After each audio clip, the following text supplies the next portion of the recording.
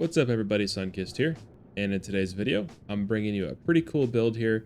It is going to be unlimited VATS without using any consumables at all. So stick around and stay tuned for that. Hopefully see you at the end and enjoy the video. Alright, do a quick demonstration of how this is going to work here. Let the snake come on in, and we will be actually consuming our health bar instead of our AP bar. So you can see my health kind of just is going back and forth between 95 and 100. It pretty much will stay pinned like that as long as I want to keep firing and I have ammo in the plasma core. Alright, we're going to go ahead and show you that you can in fact solo the ENO6 with this build. So we're going to go ahead and use our pepper shaker. This is how I have mine set up for crippling the shield. So we'll go ahead and just let that start shooting us. Use our bullet shield and our ricochet to get extra damage against it. I could be running one gun army here, but I just have bloody mess right now. So I'll go ahead and start shooting that. Take about the stimpaks right away.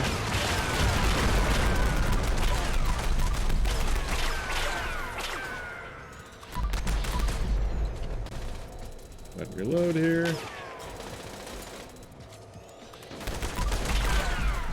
Nope. And I should have reloaded my Gatling Plas.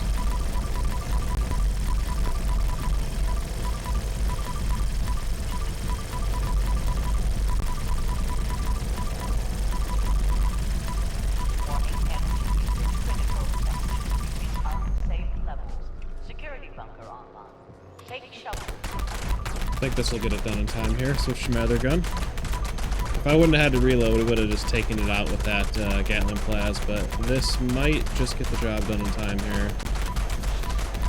There we go. So as you can see, you could definitely solo the ENO6 Guardian. That would have been a lot quicker if I actually reloaded my Gatling Plas, but you get the point. You can solo the ENO6 in a decent amount of time. All right, we're down at the snake again. Just gonna see what sort of time I can actually get down over here. I think I have to actually take some blight soup really quick. Go ahead and take that. Alright, so shave off a few seconds because I didn't start shooting right away, but we'll just see how we do. Also, I don't have a fully loaded plasma core, so I'm going to waste a little bit of time on that, but definitely can be done with not really any issue. I'm sure of that. I'll get a little bit closer so I can get the close-up damage. Stopping up the stimpaks there. Definitely going to want to be running, taking one for the team. That really helps with the damage quite a bit here.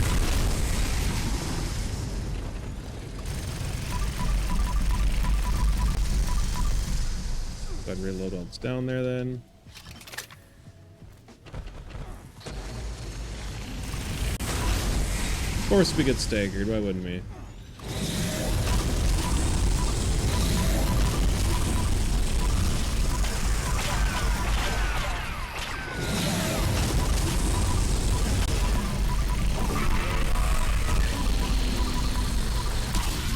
So 115, not bad. Definitely could have been quicker if I actually started with the full thing of Gatling Plas and I didn't waste time to take my blight soup. That probably would have been under a minute. Over at the West Tech, real quick here, just wanted to show that this armor can be, or that this build is very tanky. Obviously, you saw that I was tanking the ENO6 and the snake there, but I'm gonna go ahead and gather a bunch of enemies here. You can see that I regenerate my health pretty quickly. I mean, I could just stand here pretty much indefinitely and just probably could leave my controller here for hours, come back, and I would be fine, to be honest. But yeah, it's pretty tanky. Don't really have to worry about actually taking real damage with this build. So the part you've been waiting for, the thing that is making this magic happen here, is the Blood Sacrifice legendary card.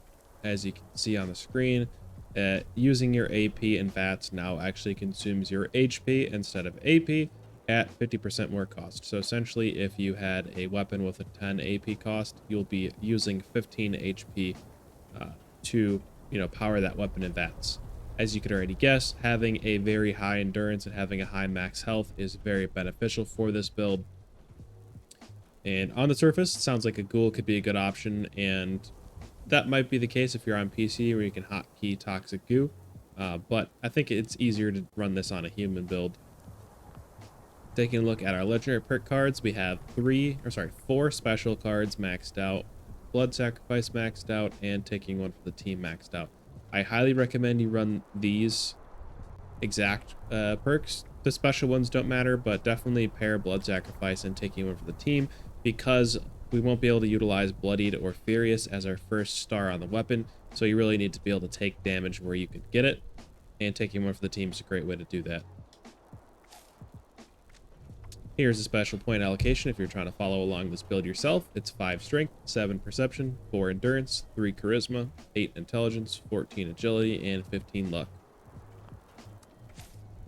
In strength, we have all the heavy gunner perks maxed out. Just one rank of arms keeper for making our weapons a little easier to carry around.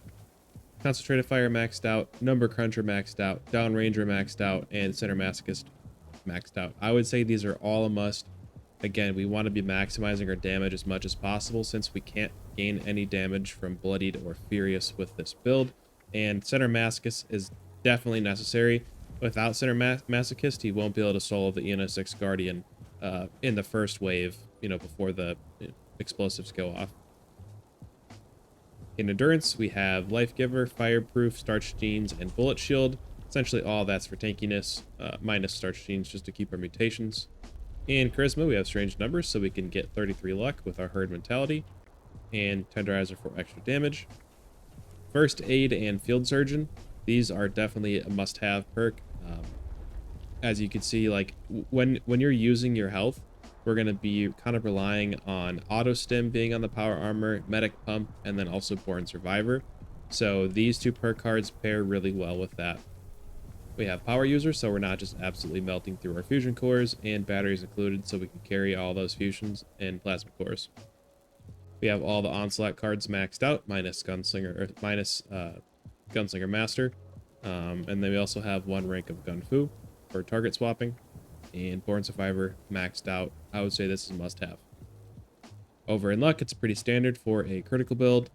We have better criticals, ricochet, class freak, curator, for running bobbleheads and magazines. I would say this is also a must since we need to get as much damage as we can from other places other than our weapon star.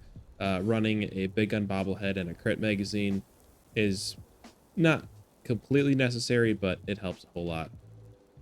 Critical savvy, one rank of good with salt, and bloody mess maxed out. I would say you also would need this as well. For the actual weapons that we're using, first one and our primary one, ignore the naming, it's not right, but our primary weapon will be a vampires, critical damage, less AP cost, conductors, Gatling plasma. And I would say you pretty much have to have it laid out this way in order to, 1, survive and solo the ENO6 guardian, and 2, survive and solo the snake, at least in a fast amount of time. If you don't have critical damage, you won't do enough damage. And if you have faster fire rate, your AP consumption will be too fast for your other perk cards to keep up, and you will die because you'll run out of health. And conductors and vampires also will replenish your health as you're shooting, so those are also must-haves. And for the mods, most people, or I guess some people, like to run the calibrated receiver for extra critical damage. With this build, we are not able to do that since that raises the AP cost to 11, and just that slight amount of AP cost increase will cause you to run out of HP while you're shooting, and you can kill yourself pretty easily.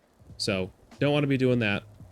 But then we got the rifled barrel, stinging core receptacle, and the reflex sight, the accelerated nozzle. Again, those are some of the more rare attachments, so if you don't have access to those, don't worry about it. And then our secondary weapon is going to be a furious, limb damage, less AP cost, and conductors pepper shaker with the hex barrel, standard magazine, and gunner sight. This is primarily going to be used to take down the ENO6 guardian's shield. Also a great option when you're fighting like the Scorch Beast Queen. You can cripple the wings pretty easily and get it to land.